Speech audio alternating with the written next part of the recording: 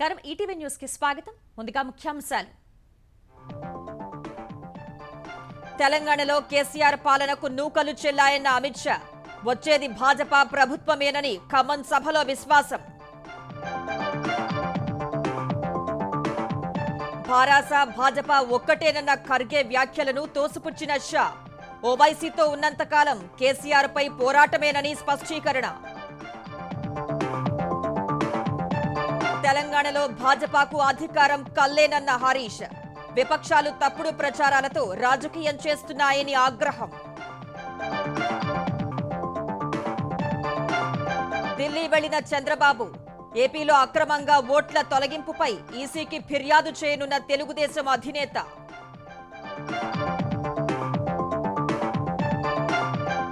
జగన్ సర్కారుపై మండిపడిన అంగన్వాడీలు. హామీల అమల్లో మోసం చేశారని నిరసన. నాసిరకం సరుకులే ఇస్తున్నారని ఆరోపణ.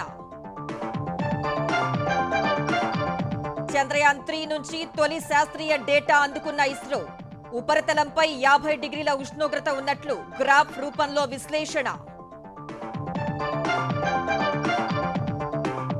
భారత్ నేతృత్వంలో G20 సమగ్రంగా తయారైందన్న ప్రధాని.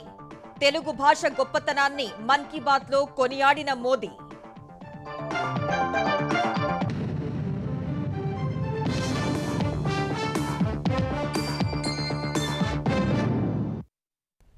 తెలంగాణలో కేసీఆర్ పాలనకు నూకలు చెల్లాయని, రాబోయేది భాజపా ప్రభుత్వమే అని కేంద్ర హోంమంత్రి భాజపా అగ్రనేత అమిత్ షా ఉద్ఘాటించారు. ఖమ్మంలో రైతు గోస భాజపా భరోసా సభలో పాల్గొన్న అమిత్ షా కేసీఆర్ కార్ స్టీరింగ్ ఓవైసీ చేతిలో ఉందని విమర్శించారు. ఉమ్మడి ఆంధ్రప్రదేశ్ కు కాంగ్రెస్ ప్రభుత్వం 2 లక్షల కోట్ల నిధులు ఇస్తే భాజపా ప్రభుత్వం ఈ 9 ఏళ్లలో ఒక్క తెలంగాణకే 2.8 లక్షల కోట్ల నిధులు ఇచ్చిందని వెల్లడించారు. ఖమ్మంలో రైతు గోస భాజపా భరోసా సభలో పాల్గొన్న కేంద్ర మంత్రి భాజపా అగ్రనేత అమిత్ షా మరోసారి కేసీఆర్ సర్కార్పై నిప్పులు చెరిగారు. రైతు, దళిత, మహిళ, యువత వ్యతిరేక కేసీఆర్ ప్రభుత్వాన్ని కూకటి వేళ్లతో పెకిలించి పడేయాల్సిన సమయం ఆసనమైందన్నారు. కేసీఆర్ ను ఇంటికి పంపి భాజపాను అధికారంలోకి తీసుకొద్దామని తెలంగాణ ప్రజలకు పిలుపునిచ్చారు. కేసీఆర్ ఓవైసీతో కలిసి తెలంగాణ అమరవీరుల్ని అవమానించారన్న అమిత్ షా భద్రాద్రి రాముడి కళ్యాణానికి ముత్యాల తలంబ్రాలు సమర్పించే సంప్రదాయాన్ని కూడా పట్టించుకోవటం లేదన్నారు. भद्राचलम दक्षिण का अयोध्या माना जाता है. जो भी आंध्र प्रदेश में शासन करता है, रामनवमी के दिन प्रभु श्री राम को वस्त्र अर्पण करता है. परंतु केसीआर उन्होंने ये परंपरा छोड़ दी. कार भद्राचलम तक तो जाती है, प्रभु श्री राम के मंदिर तक नहीं जाती है, क्योंकि वो कार का स्टीयरिंग ओवैसी के हाथ में है, इसलिए वो नहीं जाते हैं. मगर केसीआर अब चिंता मत करो, अब भाजपा के मुख्यमंत्री कमल लेकर भद्राचलम प्रभु श्री राम के चरणों में चढ़ाएंगे. భాజపా నేతలు కిషన్ రెడ్డి, ఈటెల రాజేందర్, బండి సంజయ్ పై దాడులు చేయించి అక్రమ కేసులు పెడితే చూస్తూ ఊరుకోబోమని అమిత్ షా హెచ్చరించారు. కాంగ్రెస్, భారాస, ఎంఐఎం కుటుంబ పార్టీలన్న ఆయన వాటికి కాలం చెల్లిందన్నారు. एक कांग्रेस पार्टी 4G पार्टी है. जवाहरलाल जी, इंदिरा जी, राजीव जी और अब राहुल गांधी 4 जनरेशन पार्टी. केसीआर की पार्टी 2G पार्टी है. केसीआर बाद में केटीआर और ओवैसी की पार्टी 3G पार्टी है. 3 पीढ़ियों से ये भी चल रही है. ना 2G आएगा, ना 3G आएगा, ना 4G आएगा. अब कमल की बारी है. భాజపా భారాస 2 మిత్రపక్షాలేనని చేవెళ్ల సభలో ఏఐసీసీ అధ్యక్షుడు మల్లికార్జున ఖర్గే అబద్ధాలు చెప్పారని అమిత్ షా ఆక్షేపించారు. ఓవైసీ కేసీఆర్ తో ఎట్టి పరిస్థితుల్లో కలిసేది లేదని స్పష్టం చేశారు. मित्रों, अभी अभी कांग्रेस के अध्यक्ष जी तेलंगाना आए थे. उन्होंने कहा चुनाव के बाद केसीआर और बीजेपी इकट्ठा हो जाएंगे. खरगे साहब, इस आयु में क्यों झूठ बोलते हो? आपको भी मालूम है केसीआर के साथ ओवैसी बैठे हैं. भारतीय जनता पार्टी कुछ भी हो जाए, ओवैसी और केसीआर के साथ कभी नहीं जाएगी. केसीआर के खिलाफ हम लड़ेंगे. బహిరంగ సభ తర్వాత భాజపా తెలంగాణ నేతలతో అమిత్ షా ప్రత్యేకంగా సమావేశమై వచ్చే అసెంబ్లీ ఎన్నికల్లో అనుసరించాల్సిన వ్యూహాలపై దిశానిర్దేశం చేశారు. పార్టీ నేతలంతా కలిసికట్టుగా ఉండి పార్టీని అధికారంలోకి తీసుకురావాలని సూచించారు. అమిత్ షా ఆరోపణలపై తెలంగాణ ఆర్థిక మంత్రి హరీష్ రావు ఆగ్రహం వ్యక్తం చేశారు. తెలంగాణ ప్రజలు నూకలు తినాలని కేంద్ర మంత్రి పీయూష్ గోయల్ వెక్కిరించినప్పుడే భాజపాకు తెలంగాణలో నూకలు చెల్లిపోయాయని హరీష్ రావు ట్విట్టర్ వేదికగా మండిపడ్డారు. బ్యాట్ సరిగా పట్టడం చేతకాని అమిత్ షా కుమారుడికి ఏకంగా బీసీసీఐలో కీలక పదవి ఎలా వరించిందో అందరికీ తెలుసునని వ్యాఖ్యానించారు. అమిత్ షా కుటుంబ పాలన గురించి మాట్లాడటం దయ్యాలు వేదాలు వల్లించినట్లుగా ఉందన్నారు. పెద్ద ఎత్తున రైతులు ఉద్యమిస్తే కార్పొరేట్ కొమ్ము కాసే చట్టాలను ఉపసంహరించుకుని తోకముడిచిన భాజపా నేతలు రైతు బాంధవుడైన కేసీఆర్ ను విమర్శిస్తారా అని ప్రశ్నించారు. 2G, 3G, 4G కాదు, కేంద్రంలో దశాబ్ద కాలంగా నాజీలను మించిన నియంతృత్వ పాలన భాజపాది అని ధ్వజమెత్తారు. రాబోయే ఎన్నికల్లో భాజపా నేతలు మాజీలే అని హరీష్ రావు జోస్యం చెప్పారు. సీఎం పదవి కాదు, ముందు తెలంగాణలో సింగిల్ డిజిట్ తెచ్చుకునేందుకు ప్రయత్నించాలని భాజపా నేతలకు సూచించారు. తెలంగాణ అభివృద్ధి విషయంలో రాజీ లేని యోధుడు కేసీఆర్ అని, అబద్ధపు విమర్శలు, అవుట్డేటెడ్ ఆరోపణలు, రాసిచ్చిన స్క్రిప్ట్తో హోంమంత్రి స్కిట్ చేశారని హరీష్ రావు ఆరోపించారు. ఎస్సీ ఎస్టీ డిక్లరేషన్ పేరుతో కాంగ్రెస్ పార్టీ మరోసారి ప్రజల్ని మోసం చేసేందుకు ప్రయత్నిస్తోందని భారత నేతలు విమర్శించారు. దేశం మొత్తానికి ఇదే డిక్లరేషన్ అమలు చేస్తామని ఏఐసీసీ అధ్యక్షుడు ఖర్గే ప్రకటించగలరా అని మంత్రి సత్యవతి రాఠోర్ ప్రశ్నించారు. దేశంలో ఎస్సీ ఎస్టీల వెనుకబాటుకు కాంగ్రెసే కారణమని ఆరోపించారు. సీఎం కేసీఆర్ గిరిజనుల కలల్ని సాకారం చేశారని తెలిపారు. తండాలను గ్రామ పంచాయతీలుగా మార్చారని, పోడు భూములకు పట్టాలిచ్చారని చెప్పారు. అటు కాంగ్రెస్ పాలిత రాష్ట్రాల్లో 1000కి మించి పింఛన్ లేదని మంత్రి హరీష్ రావు అన్నారు. సిద్దిపేటలో బీడీ టేకేదార్లకు పింఛన్లు పంపిణీ చేసిన మంత్రి కాంగ్రెస్ డిక్లరేషన్లను ప్రజలు నమ్మే పరిస్థితిలో లేరని స్పష్టం చేశారు. తెలంగాణలో ప్రకటించిన డిక్లరేషన్ దేశవ్యాప్తంగా ప్రకటించే దమ్ము ఉందా అని అడుగుతా ఉన్నాను. ఇది తెలంగాణకే వర్తిస్తుందా, దేశానికి వర్తిస్తుందా? సమాధానం చెప్పాలని నేను డిమాండ్ చేస్తా ఉన్నాను. మల్లికార్జున్ ఖర్గే గారు కర్ణాటక నుంచి ప్రాతినిధ్యం వహిస్తున్నారు. తెలంగాణ ప్రజలకు చెప్పే ముందు నీ కర్ణాటకలో అమలు చేసి చెప్పు, నీకు దమ్ముంటే. కర్ణాటక రాష్ట్రంలో వికలాంగుల పెన్షన్ ఎంత ఇవాళ? 1000 రూపాయలు. ఆడ 1000 రూపాయలు ఇస్తారు వికలాంగులు. కానీ మన కేసీఆర్ ఏమో ఇలా 4016 రూపాయలు ఇస్తా ఉన్నాం. ఆడనంటే ఇయ్యరట. ఇది ఎట్లా వచ్చేది లేదు, గెలిచేది లేదు, సచ్చేది లేదు. నోటికి వచ్చినట్టు వాళ్ళ నోటికి మొక్కాలి. ఏం ప్రార్థన చేసినా చెప్తూ జనాల్ని ఆగం చేసే కదా. ఇచ్చే మొక్కం అయితే జిమ్మెదారితో మాట్లాడుతుంది, బాధ్యతతో మాట్లాడుతుంది. ఇచ్చేటోళ్ళు అయితే ముందు మీరు అధికారంలో ఉన్న రాష్ట్రంలో ఇచ్చి మాట్లాడాలి. ఎస్సీ ఎస్టీ డిక్లరేషన్ కేవలం ట్రైలర్ మాత్రమేనని, మేనిఫెస్టోలో మరిన్ని అంశాలను చేర్చి భారాస భాజపాకు సినిమా చూపిస్తామని కాంగ్రెస్ నేతలు అన్నారు. నిన్న చేవెళ్లలో కాంగ్రెస్ సభలో ఎస్సీ ఎస్టీ డిక్లరేషన్ ప్రకటించిన నేపథ్యంలో ఆదివాసీ దళిత కాంగ్రెస్ ఆధ్వర్యంలో హైదరాబాద్లోని గాంధీ భవన్లో సంబరాలు జరుపుకున్నారు. ఆదివాసీ దళిత సంఘాల నాయకులు ఉత్సాహంగా పాల్గొని బాణసంచా కాల్చి మిఠాయిలు పంచుకుని నృత్యాలు చేశారు.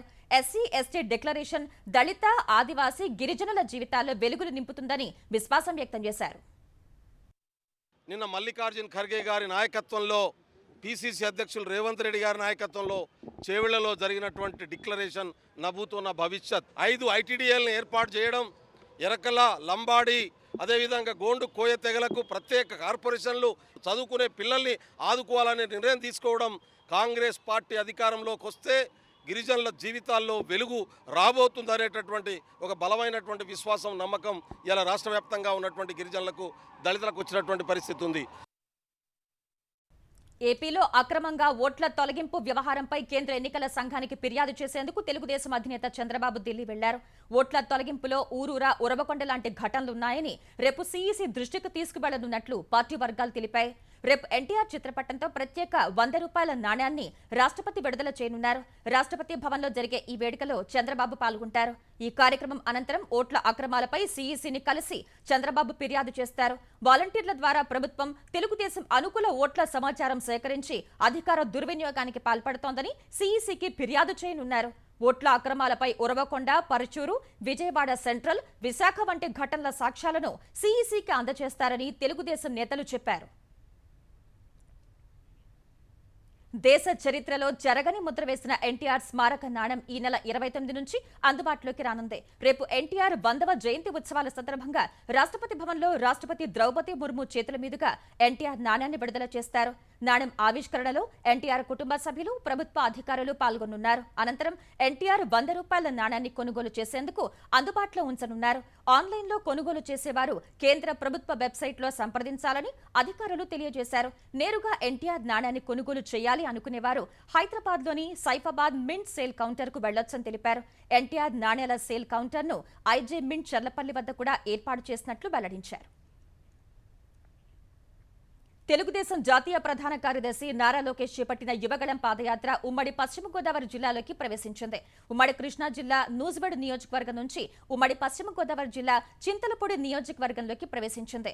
196వ రోజు పాదయాత్రలో భాగంగా ధర్మాజిగూడెం వద్ద లోకేష్ కు ఉమ్మడి పశ్చిమ గోదావరి జిల్లా నేతలు ఘన స్వాగతం పలికారు. కృష్ణా జిల్లాలో దాదాపు 9 రోజుల పాటు 115 కిలోమీటర్ల మేర పాదయాత్ర సాగగా వలసపూడిలో నేతలు లోకేష్ కు ఆత్మీయ వీడ్కోలు పలికారు. పాదయాత్రను విజయవంతం చేసిన కృష్ణా జిల్లా తెలుగుదేశం నేతలు ప్రజలకు లోకేష్ కృతజ్ఞతలు తెలిపారు.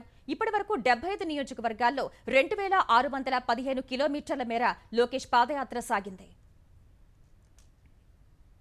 జాబిలి దక్షిణ ధృవానికి సమీపంలో శాస్త్రీయ పరిశోధనలు చేస్తున్న విక్రమ్ ల్యాండర్ నుంచి తొలి శాస్త్రీయ డేటాను ఇస్రో అందుకుంది. చంద్రయాన్ 3 నుంచి అందుకున్న డేటాను ఇస్రో సామాజిక మాధ్యమం ఎక్స్ లో పోస్ట్ చేసింది. జాబిలి ఉపరితలం వద్ద, ఉపరితలానికి సమీపంలో, ఉపరితలం లోపల ఉష్ణోగ్రతలు ఎలా ఉన్నాయి అనే గ్రాఫ్ ను ఇస్రో పంచుకుంది. చంద్రుడి ఉపరితలంపై ఉష్ణోగ్రత సుమారు 50 డిగ్రీలుగా ఉంది. అదే 8 సెంటీమీటర్ల లోతులో దాదాపు -10 డిగ్రీలుగా చూపిస్తోంది. విక్రమ్ ల్యాండర్లో ఉన్న చాస్టే పేలోడ్ ద్వారా ఈ వివరాలను ఇస్రో సేకరించింది. Chandra surface thermal physical experiment ChaSTE payload చంద్రుడి ఉపరితలంపై ఉష్ణ లక్షణాలను కొలిచింది. చంద్రుని ఉపరితలం ఉష్ణ ప్రవర్తనను అర్థం చేసుకోవటానికి దక్షిణ ధృవం చుట్టూ ఉన్న ఉపరితలం ఉష్ణోగ్రత ప్రొఫైల్ ను చాస్టే పేలోడ్ కొలిచినట్లు ఇస్రో వెల్లడించింది. చాస్టే పేలోడ్ పంపిన తొలి డేటా ఇదేనని ఇస్రో పేర్కొంది. ఈ చాస్టే పేలోడ్ లో ఉష్ణోగ్రత ప్రోబ్ ఉంటుంది. ఇది ఉపరితలం కింద 10 సెంటీమీటర్ల లోతు వరకు చేరుకోగలదు. ఈ ప్రోబ్ లో 10 వేర్వేరు ఉష్ణోగ్రత సెన్సార్లు ఉంటాయి. చంద్రుని దక్షిణ ధృవం వద్ద ఈ తరహాలో ఉష్ణోగ్రత లెక్కించడం ఇదే మొదటిసారి అని ఇస్రో తెలిపింది. వీటిపై వివరణాత్మక పరిశీలనను ఇస్రో త్వరలోనే విడుదల చేయనుంది. చంద్రుని ఉపరితలంపై ఇప్పటి వరకు ప్రపంచంలో ఏ దేశమూ తీయని అద్భుతమైన ఫోటోలు తమ వద్ద ఉన్నాయని ఇస్రో చీఫ్ ఎస్ సోమనాథ్ తెలిపారు. కేరళ తిరువనంతపురంలోని భద్రకాళి ఆలయాన్ని సందర్శించుకున్న ఆయన సైన్స్, ఆధ్యాత్మికం పట్ల తనకు ఆసక్తి ఉందన్నారు. జాబిల్లిపై ప్రజ్ఞాన్ రోవర్, విక్రమ్ ల్యాండర్ సమర్థంగా పనిచేస్తున్నాయని సోమనాథ్ స్పష్టం చేశారు. చంద్రుడితో పాటు అంగారక, శుక్ర గ్రహాలపైకి వెళ్లే సత్తా భారత్కు ఉందన్నారు. ఈ పరిశోధనల కోసం మరిన్ని పెట్టుబడులు అవసరమని తెలిపారు. విక్రమ్ ల్యాండ్ అయిన ప్రాంతానికి ప్రధాని మోదీ శివశక్తి పేరును సూచించడాన్ని ఆయన సమర్థించారు. Of various modes. There are different modes for which it has to be tested, and we have to test at various different sites where the rover goes, because it is supposed to conduct mineralogical evaluation, so it must be done at multiple sites. So it will move around and do all that experiments, beam all the data down, has to take all the pictures. So we have the best picture ever of moon, one the closest picture to the real regolith. So they are precious commodity that is not available anywhere in the world. Nobody has such close proximity photos.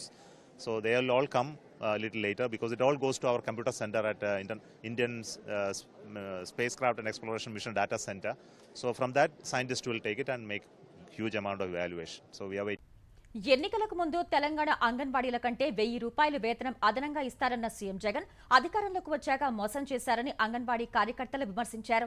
Vijayawada Siddhartha కళాశాలలో anganwadi workers, helpers రాష్ట్ర సదస్సు నిర్వహించారు. వైకాపా 4 ఏళ్ల పాలనలో గతంలో ఎన్నడూ లేని విధంగా అంగన్వాడీలపై రాజకీయ వేధింపులు పెరిగాయని దుయ్యబట్టారు. అంగన్వాడీలకు ఏపీ ప్రభుత్వం నాణ్యమైన వస్తువులు సరఫరా చేయటం లేదని అంగన్వాడీ కార్యకర్తలు ఆరోపించారు. సీఎం జగన్ అనుయాయులకి అంగన్వాడీ సరుకుల సరఫరా కాంట్రాక్ట్ ఇచ్చారని ఆక్షేపించారు. వివిధ రకాల యాప్లు తెచ్చి తమపై అదనపు భారం మోపుతున్నారని ఆవేదన వ్యక్తం చేశారు. అంగన్వాడీ వర్కర్గా పనిచేస్తూ చాలా ఇబ్బందులకు గురవుతున్నాం ఈరోజు.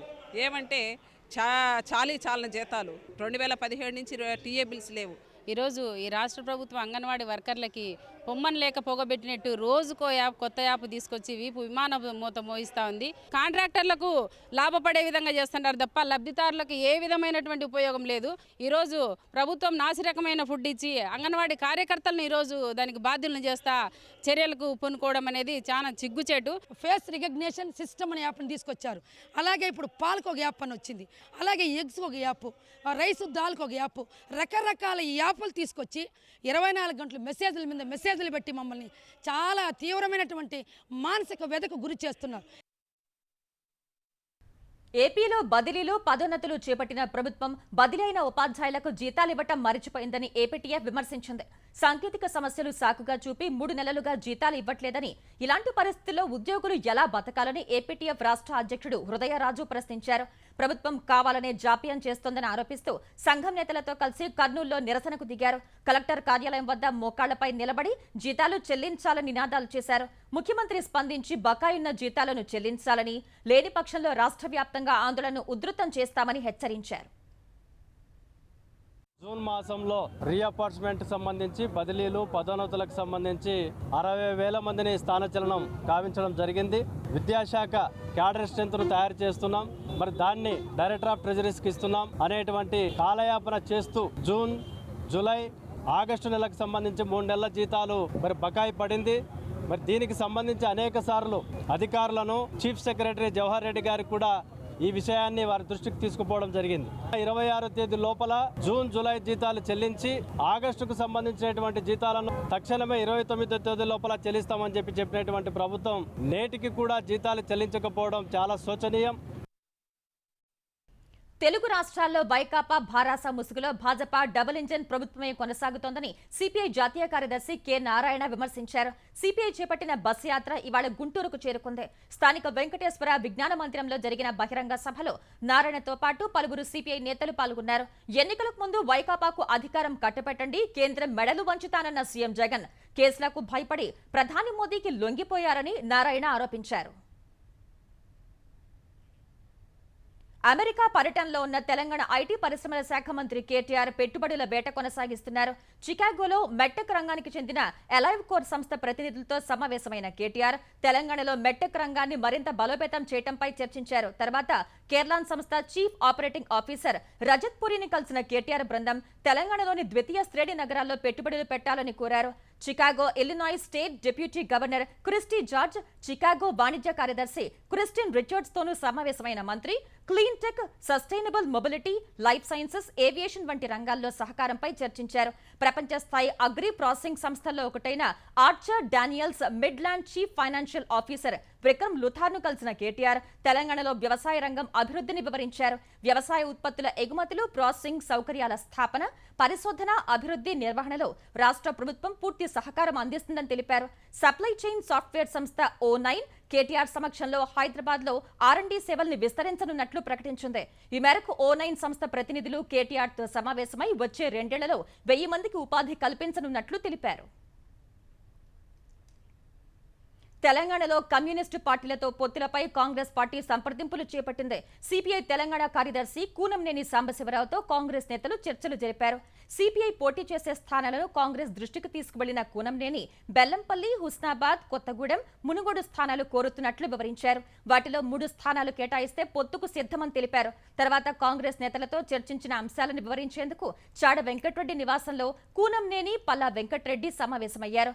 సీట్ల సర్దుబాటుపై అవగాహన కుదిరితేనే కాంగ్రెస్ తో ముందుకు వెళ్తామని, లేని పక్షంలో సిపిఎం, సిపిఐ కలిసి ఎన్నికల్లో పోటీ చేస్తాయని కూనంనేని సాంబశివరావు స్పష్టం చేశారు. డ్రగ్స్ కేసులో సైబరాబాద్ సైబర్ క్రైమ్ లో ఎస్ఐగా పనిచేస్తున్న రాజేందర్ ను పోలీసులు అరెస్ట్ చేశారు. ఓ సైబర్ నేరస్తుని వద్ద స్వాధీనం చేసుకున్న డ్రగ్స్ ను ఎస్ఐ రాజేందర్ విక్రయించేందుకు ప్రయత్నిస్తుండగా నార్కోటిక్ విభాగం పోలీసులు పట్టుకున్నారు. Cyberabad cyber crime police station లో ఎస్ఐగా విధులు నిర్వహిస్తున్న రాజేందర్ ఈ ఏడాది ఫిబ్రవరిలో సైబర్ కేసు దర్యాప్తులో భాగంగా ముంబై వెళ్లాడు. అక్కడ సైబర్ మోసానికి పాల్పడుతున్న నైజీరియన్ ను అరెస్ట్ చేశాడు. అతని వద్ద ఉన్న 1750 గ్రాముల డ్రగ్స్ ను గుట్టుచప్పుడు కాకుండా తన వెంట తెచ్చుకుని ఇంట్లో దాచిపెట్టాడు. 6 నెలల తర్వాత తన వద్ద ఉన్న డ్రగ్స్ ను విక్రయించేందుకు ప్రయత్నించాడు. నార్కోటిక్ విభాగం పోలీసులకు ఈ సమాచారం తెలియటంతో ఎస్ఐ రాజేందర్ ఇంట్లో సోదాలు నిర్వహించి 80 లక్షల విలువైన డ్రగ్స్ ను స్వాధీనం చేసుకున్నారు. రాజేందర్ పై ఎన్డీపీఎస్ చట్టం కింద కేసు నమోదు చేసి రిమాండ్ కు తరలించారు. గతంలోనూ మాదాపూర్ పోలీస్ స్టేషన్ లో లంచం తీసుకుంటూ రాజేందర్ ఏసీబీ అధికారులకు దొరికాడు. ఆ కేసులో హైకోర్టు నుంచి స్టే తెచ్చుకుని ప్రస్తుతం సైబర్ క్రైమ్ పోలీస్ స్టేషన్ లో ఎస్ఐగా విధులు నిర్వర్తిస్తున్నాడు. అమెరికాలో మరోసారి కాల్పులు కలకలం సృష్టించాయి. ఫ్లోరిడాలోని జాక్సన్ విల్లేలో జాత్యహంకారంతో ఓ దుండగుడు జరిపిన కాల్పుల్లో 3 నల్ల జాతీయులు మరణించారు. డాలర్ జనరల్ స్టోర్ వద్ద ఈ ఘటన జరిగింది. సమాచారం అందుకున్న పోలీసులు ఘటనా స్థలికి చేరుకుని స్టోర్లోకి చొరబడ్డ దుండగుడిని కాల్చి చంపారు.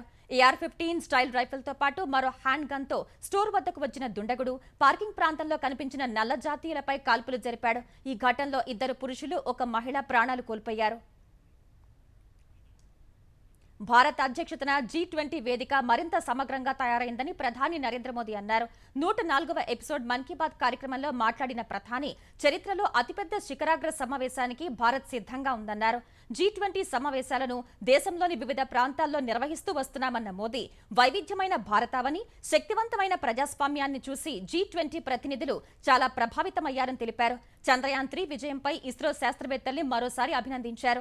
అన్ని పరిస్థితుల్లో గెలవగలం అనే స్ఫూర్తిని చంద్రయాన్-3 నింపిందన్నారు. చంద్రయాన్-3లో మహిళా శాస్త్రవేత్తలు, ఇంజనీర్లు ప్రత్యక్షంగా భాగమయ్యారన్న ప్రధాని మహిళా శక్తికి ఈ మిషన్ ఉదాహరణ అని పేర్కొన్నారు.